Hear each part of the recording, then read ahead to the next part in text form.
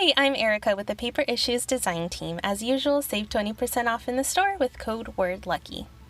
Today I have a special monthly challenge called Check Out the Scenery. I've set out these beautiful papers from Amy Tangerine's Brave and Bold, as well as Echo Park's Pool Party. And it is mood board based. Here's the mood board. Lovely beiges, pinks, mints, teals, blacks, and whites. And that is where the Echo Park really came in handy because the Brave and Bold collection is very bold. So the softer colors from Pool Party really helped out. I did dig into a little Buenos Dias there as well with that beigey page.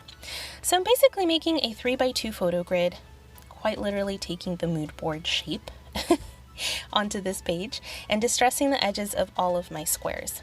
I did, of course, put the squares in order of color because I have to sneak in a rainbow in somewhere. And I'm taking Amy Tangerine's Brave and Bold stamp set as well, and some distress oxides, and just adding some fun behind the squares, on top of the squares, near the squares, just all around. And for distress oxides, I'm using mustard seed, carved pumpkin, evergreen bough, and pine needles. Right now I'm using Kaiser Crafts Splatter, a little stamp to add some splatters to the top. That is where my title will go. And adding some fun crisscross stitches here at the top right, as well as the bottom, nope, got that wrong, bottom right, top left. I know my directions, I promise. Going in with this Ellie Studio tag that will go in the middle, and that is where these cute little tiny dates will go as part of the Brave and Bold stamp set. How cute are those? They are adorable. Going to attempt to load these onto my acrylic block. They were so teeny tiny, I needed the help of my tweezers. But so cute. I used a pink fresh title pond to stamp those in, by the way. And of course I'm bringing in my foam adhesive tape because that is my #1 scrappy supply that I cannot live without. And propping up every other element, I also want to kind of tilt some of the elements too. This page is all about my kiddo at preschool, so I want to kind of give it that playful vibe. We live in Seattle, so it's cloudy all the time. So when the sun comes out, the kids are very excited to go outside and play. And thankfully, our preschool is kind enough to take some photos, which is a scrapbooker's dream. So I'm able to document her life at preschool while I'm not there. And I'm just going in with some additional playful elements that match the colors of the squares. When I see this rainbow paper from the Pool Party collection, and I really want to create a torn border at the bottom.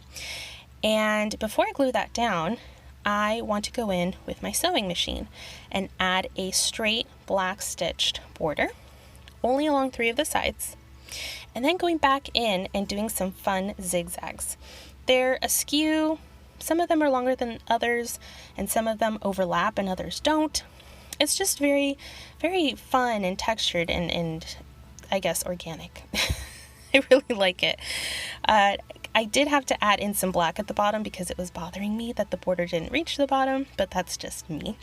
Now that I have my larger elements down on my squares, I'm going in with my smaller elements and adding in some of these enamel dots that came with the Pool Party collection as well.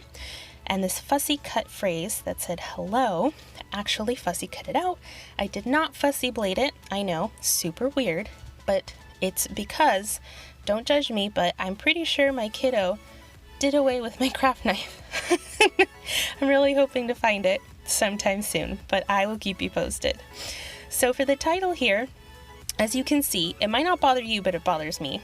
Oh, I added some extra black down there because it was bothering me. But the colors don't exactly match the rainbow paper at the bottom. So I knew I had to fix it because it was going to bother me until the end of time. So I took my Posca paint markers and replaced all of the stripe colors that were not represented in the page.